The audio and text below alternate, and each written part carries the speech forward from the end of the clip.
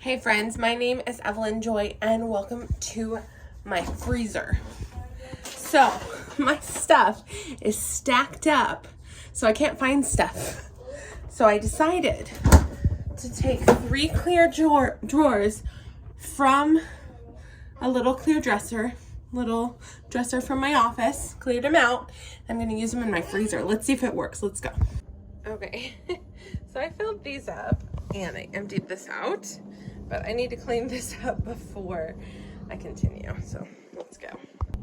Okay, so I wanted to make a flat spot where I can take the drawers out, you know, so I did that. Okay, so the first one fit in there. Hopefully we can fit 2 more. The second one fit. Let's see if we can fit the third. I did it. Let's see if the door can close. Uh-oh. This part doesn't go with here very well, does it? Okay, so I took everything out of the top drawer like that. Now it closes. Cool. Thanks for hanging out with me while I reorganized my freezer.